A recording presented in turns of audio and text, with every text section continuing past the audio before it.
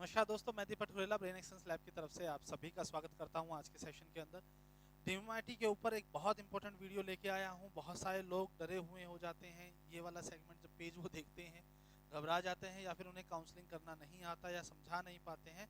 मैं किसी की पर्टिकुलर स्किल पे डाउट नहीं करता, मैं किसी को व्यक्तिगत तौर पे नहीं टारगेट कर रहा हूँ, बट इसको अपने छोटे बड़े भाई का ही एक ये समझिए कि वो आपके भले के लिए ही कह रहा है कि जब ये सेगमेंट आता है अच्छे से एक्सप्लेन ना होने की वजह से पेरेंट्स को डाउट हो जाता है, पेरेंट्स जो है वो डिमोरलाइज हो जाते हैं, उनका कॉन्फिडेंस आपसे टूट जाता है। बहुत अच्छी चल रही होती है काउंसलिंग टीएफआरसी से पहले वाली बातों पे, लेकिन जैसे ही टीएफआरसी आ जाता है पेरेंट का इंटरेस्ट धीरे धीरे काउंसलिंग से हट जाता है। वो उनका ध्यान कहीं और ही होता है, वो बस सुन रहे होते हैं, हाँ हाँ ठीक है ठीक है ठीक है बता देंगे बाय। और फिर आपकी रिकॉल वैल्यू नहीं आती है, कस्टमर दोबारा नहीं आते हैं, और फिर आपको लगता है कि क्या कमी रह गई, मैंने तो सब जो लिखा था, जो मतलब मुझे पढ़ाया गया था, सिखाया गया था, वो सही था। तो यहाँ पे दोस्तों ये वाला सेगमेंट जो है TFRC, total finger ridge count percentage, जो बच्चे की बाय बर्थ इनबॉर्न पोटेंशियल को रिप्रेजेंट करता है, आज मैं उसके बारे में बात करने वाला हूँ। बहुत इंपॉर्टेंट टॉपिक है, बहुत ज़रूरी है, काउंसलिंग के लिए बहुत ज़्यादा ज़रूरी है, समझना बहुत ज़रूरी है ताकि आप सामने वाले को अच्छे से समझा पाएँ। तो इस वीडियो को अंत तक जरूर देखिएगा, अच्छे लगे तो लाइक शेयर सब्सक्राइब करना ना भूलें। चलिए स्टार्ट करते हैं। जब भी डीएमआईटी के अंदर टीएफआरसी की बात करते हैं तो सबसे पहले पेरेंट का ध्यान जाता है सबसे लास्ट टीएफआरसी पे, 180 प्लस 200 प्लस, जहाँ पे एक्सीलेंट आउटस्टैंडिंग है, जहाँ पे लिखा है एक्सप्लोर हिडन पोटेंशियल, किसी भी हाइट तक बच्चा जा सकता है, उसको मौका मिलना चाहिए। तो सब पेरेंट्स ये एक्सपेक्ट करके बैठते हैं कि मेरे बच्चे का पोटेंशियल भी ज्यादा ही मिले। लेकिन होता क्या है, सर्टेन कंडीशंस में टीएफआरसी जो है वो बहुत लो आ जाता है, 60, 61 टू 70, 70 टू 90, 90 टू 120, 140, तो ये आ जाता है। और वहां पे क्या हो गया, लिखा क्या है, इनबॉर्न पोटेंशियल लो, एवरेज, अबव एवरेज, गुड तो है ही नहीं। ऐसे केस में सामने वाला टूटने लग जाता है कि मेरे बच्चे में पोटेंशियल की कमी क्यों। अगर वो बच्चा बहुत छोटा है तो उनको डाउट क्रिएट हो जाएगा, अगर वो बच्चा थोड़ा बड़ा है, पेरेंट्स उसको ऑब्जर्व कर रहे हैं, उसकी स्किल्स को जानते हैं, टैलेंट को जानते हैं, तो आपकी रिपोर्ट से उसका भरोसा खत्म। और ऐसे केस में आपकी काउंसलिंग के लिए बड़ा खतरा हो सकता है कि धीरे धीरे आपको काउंसलिंग मिलनी बंद हो जाए।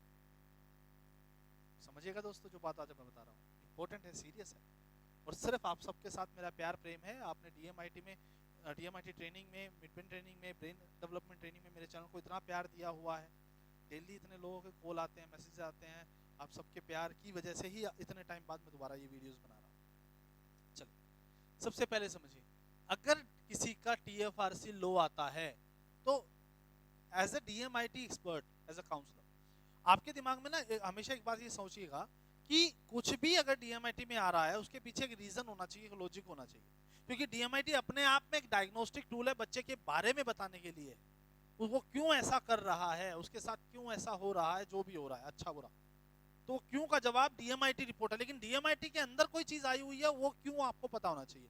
तो अगर डीएमआईटी लो है, एवरेज है, अबव एवरेज है, तो क्यों है, सोचिए। और जिसको भी जवाब पता है वीडियो को यहीं पॉज कीजिए और नीचे लिखिए कि ये लो क्यों आता है। अभी बताइए, अब भी जी हाँ, अगर आपको पता है तो लो क्यों आता है, रीजन, अपना रीजन दीजिए ताकि आपको पता चले और हमें भी पता चले लोगों तक कितनी अच्छी इंफॉर्मेशन है, आपके पास कितनी अच्छी इंफॉर्मेशन है, या हमें हो सकता है आपसे कुछ सीखने को मिल जाए। प्लीज कमेंट कीजिए, वीडियो को पॉज कीजिए, जैसे ही कमेंट हो जाए। चलिए, उम्मीद है आपने कमेंट किया होगा ऐसी सिचुएशन पे, ताकि आपने अपना एक्सपीरियंस शेयर किया हो, नॉलेज शेयर की हो उन सभी हजारों व्यूवर्स के लिए जो ये वीडियोस देखने वाले हैं।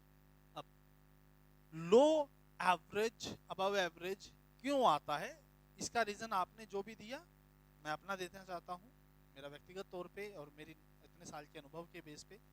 ये लो, एवरेज, अबव एवरेज तभी आता है जब रिज काउंट जो है वो नॉर्मल से कम होते हैं। अब रिज काउंट जो है वो नॉर्मल से कम क्यों होते हैं, मैक्सिमम 99% केसेस में रिज काउंट तभी लो होते हैं जब आर्क फैमिली, आर्क पैटर्न पाया जाता है, ठीक है, जहां पे रिज काउंट या तो जीरो होगा या बहुत कम होगा, ठीक है। और ऐसी रिपोर्ट जिसमें लूप्स या कोई और पैटर्न भी है लेकिन साथ में आर्क है, आर्क होने की वजह से वहां का रिज काउंट जो है वो, आरसी जो है वो भी कम हो जाता है।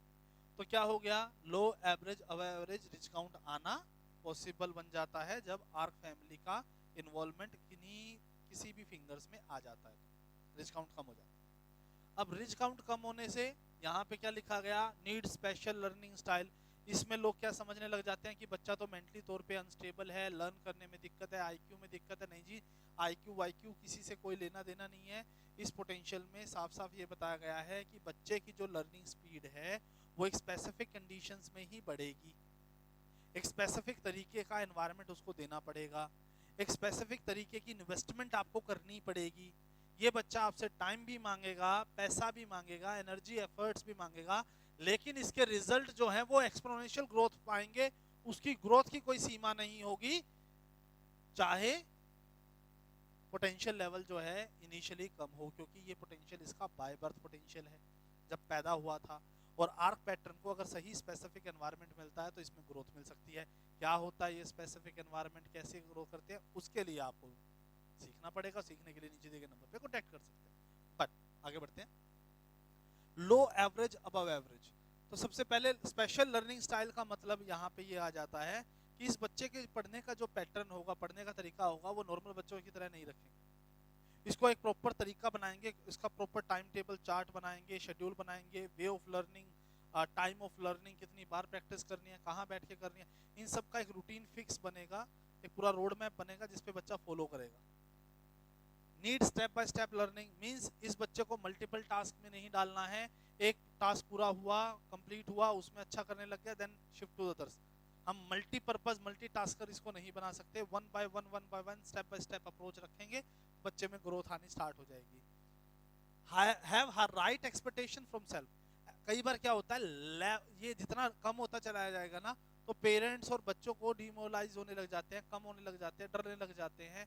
या हो सकता है आर्क पैटर्न होने की वजह से इनिशियली बच्चा अच्छा परफॉर्म नहीं कर रहा, बट मैं ये प्रूव कर चुका हूँ अपनी कई काउंसलिंग्स में और रिसर्च के बेस पे कि स्पेसिफिक कंडीशन और टाइम फ्रेम के बाद बच्चों में एक्सपोनेंशियल ग्रोथ आती है, मतलब रॉकेट की तरह ऊपर चढ़ते हैं, उनकी स्किल्स एकदम चेंज हो जाती हैं। जो बच्चा पहले बिल्कुल अच्छा नहीं कर रहा था, एकदम रातों रात उसमें कुछ ऐसा चमत्कार होता है कि बच्चा करता है। ये क्यों होता है, इसका जवाब मेरी ट्रेनिंग में मिलेगा, यहाँ पे फिर नहीं बताने वाला, ये बात है। चलिए, तो ये जो चीजें हैं ये पेरेंट्स को समझाइए कि इनका मतलब ये नहीं है कि बच्चे में किसी भी प्रकार की कोई कमी है। इसका मतलब सिर्फ ये है कि कुछ स्पेसिफिक चीजें हमें ध्यान देनी होगी, इन्वेस्टमेंट ज्यादा करनी पड़ेगी, टाइम ज्यादा देना पड़ेगा, स्पेशल अटेंशन चाहिए, लेकिन स्पेशली चैलेंज बच्चे की तरह नहीं, नॉर्मल बच्चे की तरह, बट थोड़ा सा ध्यान ज्यादा देना पड़ेगा। और उसके बाद बच्चे की ग्रोथ जो है एक सर्टेन टाइम के बाद बहुत अच्छी हो जाएगी। ये बिल्कुल उस तरह से है जैसे बांस के पेड़ को 5 साल तक हम पानी देते रहते हैं और वो इतना सा भी नहीं हो पाता ढंग से, और 6ठे साल के बाद उसमें ग्रोथ देख लो आप, कितनी ऊपर तक चला जाता है। ये बिल्कुल वैसे ही है, उसकी height touch the sky, but उससे पहले 5 साल एफर्ट, इन्वेस्टमेंट, पेशेंस सब चाहिए। ठीक है, तो इसका ध्यान रखिएगा। नीचे वालों के ऊपर भी अगर मैं आप चाहते हैं मैं कुछ आपको समझाऊं, बताऊं, या कोई क्वेश्चंस है तो कमेंट कर सकते हैं। डिस्क्रिप्शन में डिटेल्स है, हमारे कोर्सेज ज्वाइन कर सकते हैं। हमारी कम्युनिटी का पार्ट बनना चाहते हैं तो एज अ काउंसलर आप हमें ज्वाइन कर सकते हैं। प्लीज़ बी पार्ट ऑफ अस। हमारे पास बहुत सारे टेस्ट हो रहे हैं, हर महीने हम 1,500 से 2,000 टेस्ट कर रहे हैं एक सेंटर पे। तो हमें हर भारत के अलग अलग कोनों से अलग भाषाओं को जानने वाले काउंसलर्स की आवश्यकता है। Be part of us. बहुत जल्दी आप सबको काम मिलेगा। एंड जिन लोगों ने मुझ पर भरोसा किया हुआ है और वो वेट कर रहे हैं, प्लीज़ अपनी स्किल्स को अपग्रेड करते रहिए। यस, मैं स्टूडेंट मेंटरशिप प्रोग्राम और बैच प्रोग्राम्स के बीच में इतना ज़्यादा इन्वॉल्व था कि नहीं ध्यान दे पा रहा था, but now I am on track. चीज़ें शेड्यूल होने लग गई हैं, लॉन्चिंग का टाइम आ गया है, and I am back with you. Videos आती रहेंगी, आप सभी का प्यार ऐसे ही मिलता रहे। Thank you so much.